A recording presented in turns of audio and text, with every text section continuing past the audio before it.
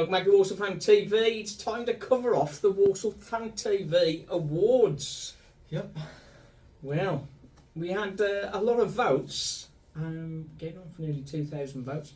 Player of the season, Donovan Daniels. He got 51% of the vote. DJ was second.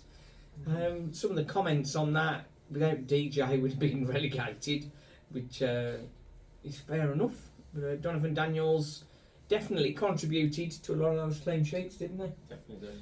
That was good. Number 2, young player of the season, Hutch gets the vote ahead of Liam Bennett. Yeah, I think that was a hard one, definitely, because I think Liam Bennett, when he was here, solid defensive player as well as pushing forward and attacking on that right wing.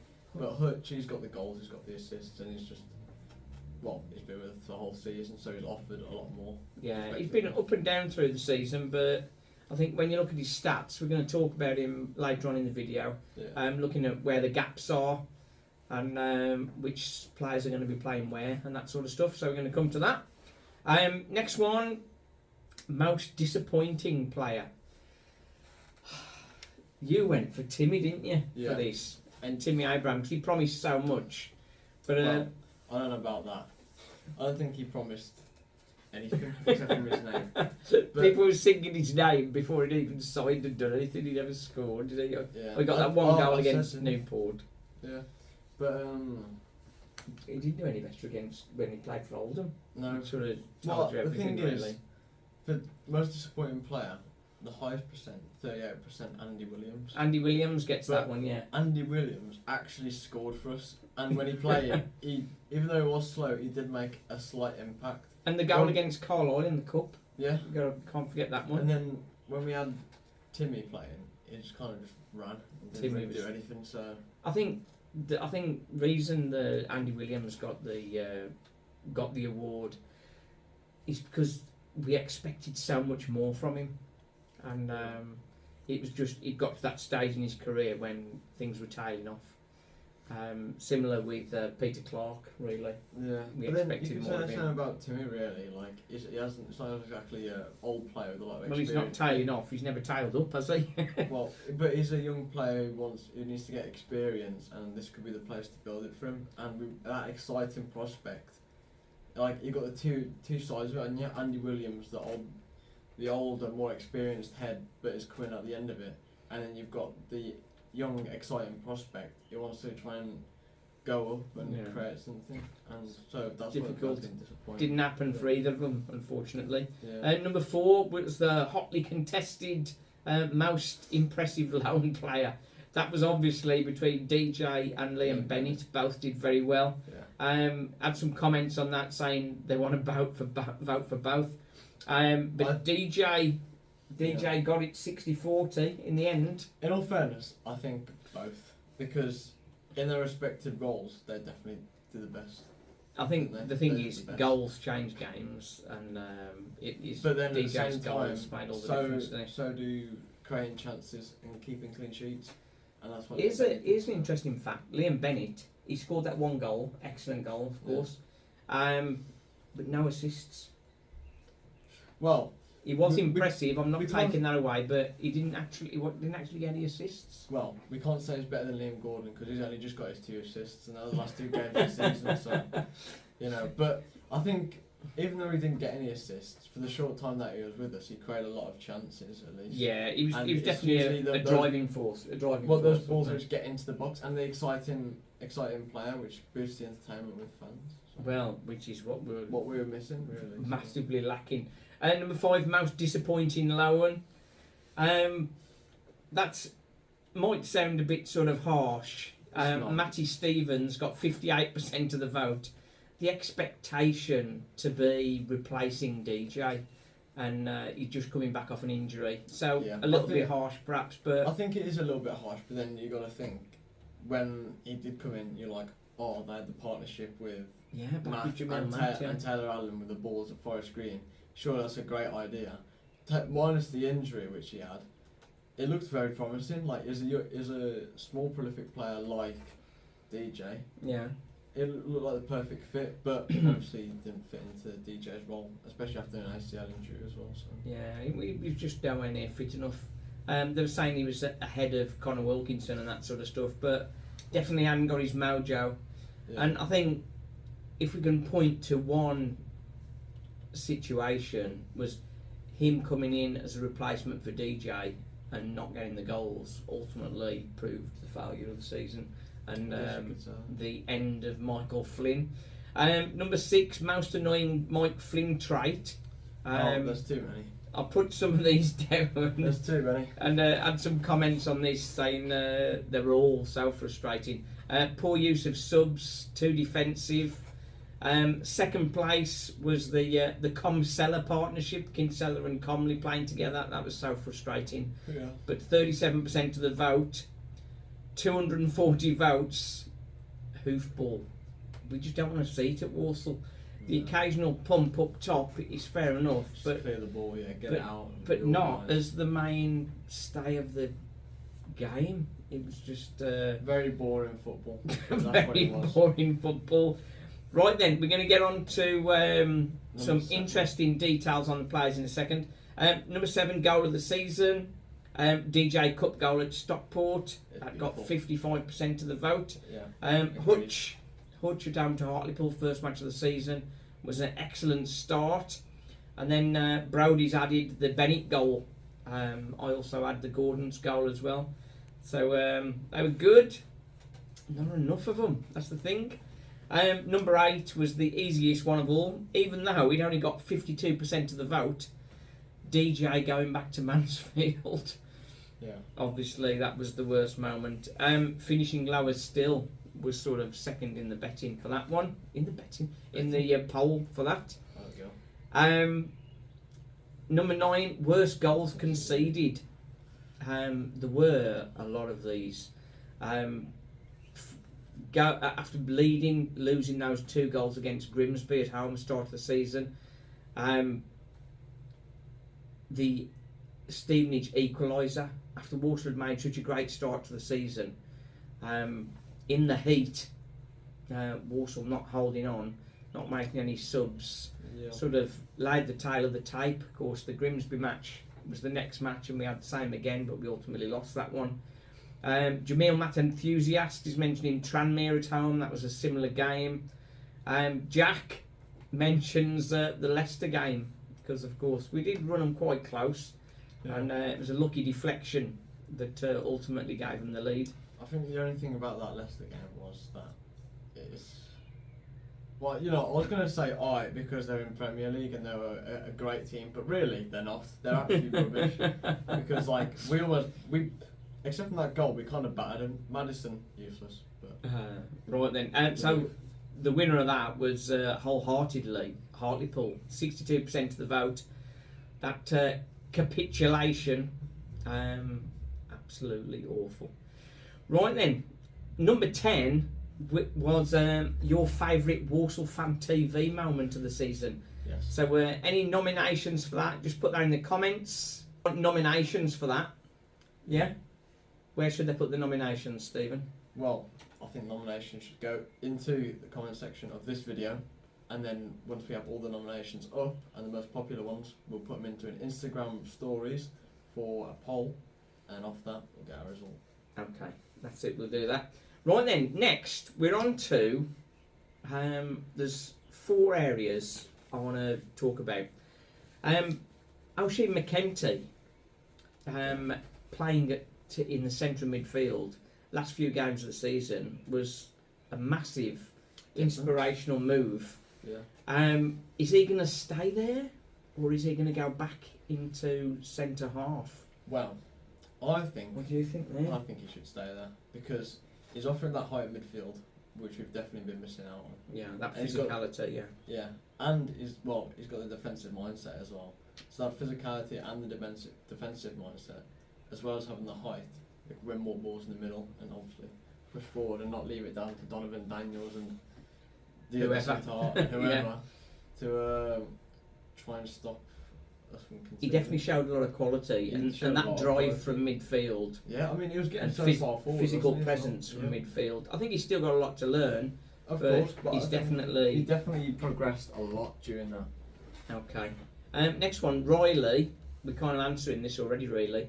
Should Riley stay at right back, or should we let him come into his preferred role in centre midfield? Well, I think it depends what formation we play. Yeah. If we play 4-4-2, but for Diamond 4-4-2, so we Yeah. have Hutch, Cam, Comley, and Riley. There's two centre mids, and Yeah. then McEntee is the CDM. Yeah. I think that'll work. Yeah.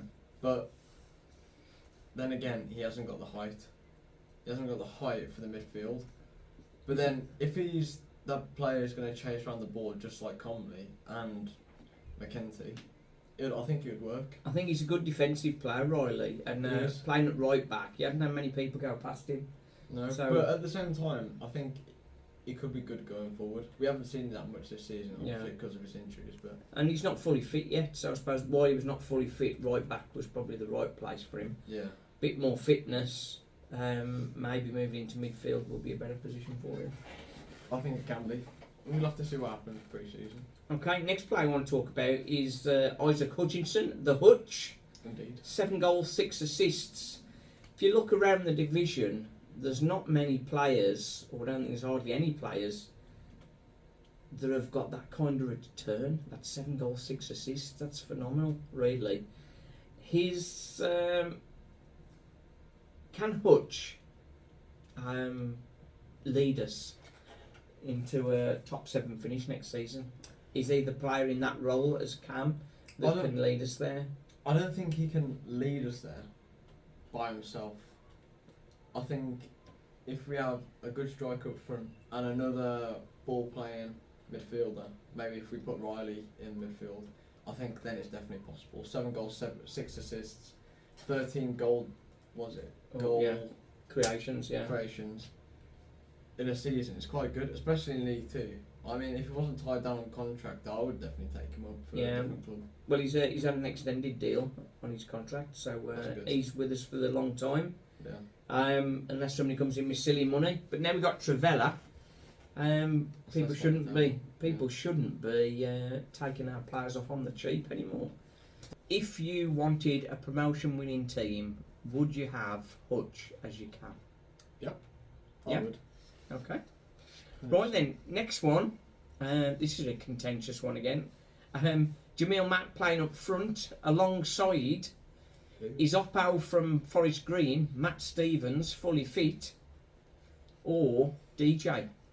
Who would you pick? Well, it is quite tough. And I know for so many fans out there, they know it's DJ all the way. But if you think what they did for Forest Green in League Two, Yeah. and then they're both fully fit, it makes sense to bring Stevens in. But then at the same time, DJ has scored a lot of goals for us, and he's sort of the same type of player, just a bit older. So it's one of those really. It's quite tough. But We discussed recently with how Orient did it. And we were talking to Barbers Now Best, and they were talking about DJ, saying all the time he was at Leyton Orient, it was always great before Christmas and then tailed off after. So maybe Walsall got the best of him.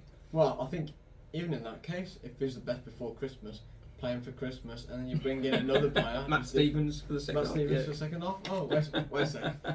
That seems a bit familiar. Yeah, we did that. It didn't work. Yeah, well, what I mean Because he wasn't fit, though. Well, yeah, but what I mean about that is because, as we're just about to mention, we need 2 backup strikers as well as a main striker. So if we were to bring in DJ as a main striker, and then he happened to flop over after Christmas, then we have a young striker who, well, hopefully he's been scoring a lot of goals to then bring in, and then boom, and it's not a massive loss really. I think we move on to formations for next season and where the gaps are. I think a trusty 4-4-2. I've always said it. Stephen loves 4-4-2. 4-4-2. If we went 4-4-2 right now, we'd almost certainly have Riley at right back. Yeah. With Joe Fowkes, if he signs, as backup. Donovan Daniels and McEntee, perhaps. perhaps, and then Gordon left back. And then Gordon left back with Allen if he signs, potentially if he signs. But if McEntee's moving further forward, we need an experienced centre half alongside Daniels, don't we? But either way, we need a backup. We also need a backup for Owen Evans in goal. So in midfield, in a 4-4-2, we can have Comley with Earring when he's fit coming back in there, and Hutch with Ram as backup. But how would that work if McEntee played in there? Well, we just have, like we said before, you'll have to switch around for a diamond 4-4-2. So you'll have the one CDM. I've got you, and pull one striker back. So you have the 4-4-2, but it'd be 4 defenders, 4 in a diamond. So 4-1-3-2. So you'd have the CDM here, which would be McEntee, and you'd have Riley and Comley a bit further forward, and then you'd have Hutch up there. So you got that little diamond watching the cam roll. Yeah, and then you'd have your 2 strikers up. So. But if we went for a standard 4-4-2, you need 2 wide men. Yeah, if it's standard 4-4-2, you'd have to have your 2 wide men, which means that we need a left winger or a left midfielder, which could be Hutch, but probably not as desirable. That's probably not his best position, is it? Probably no.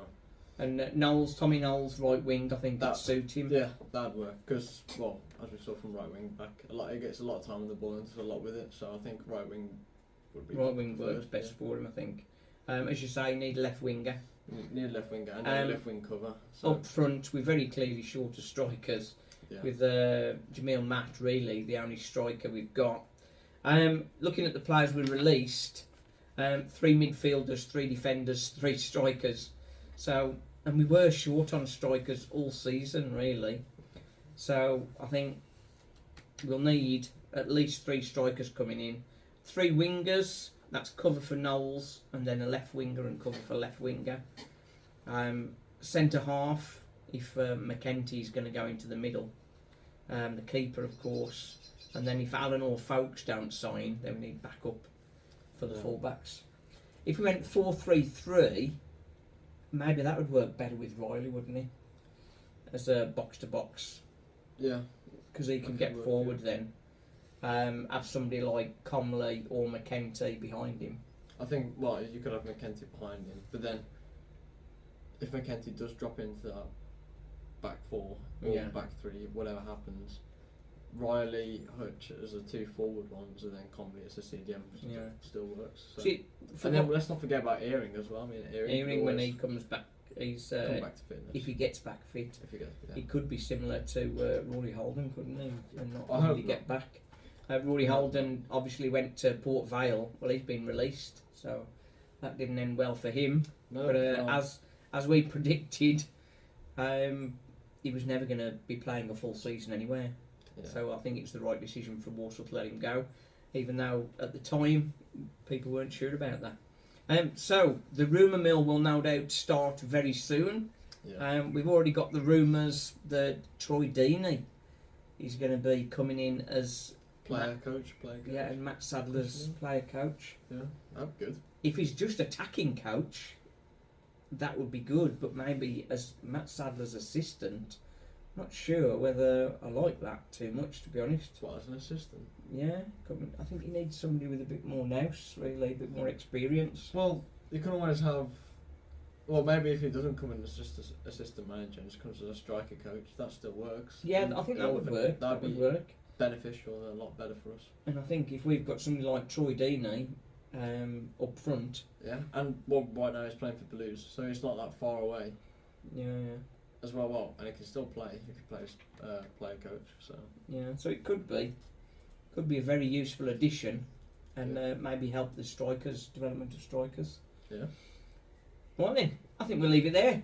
Thanks for watching Walsall Fan TV. The Joy in the Pain podcast is now live, so have a look on Spotify and your podcast channels, and subscribe to that. Join in. Yeah. Walsall Fan TV. The Joy in the Pain. Thanks for watching.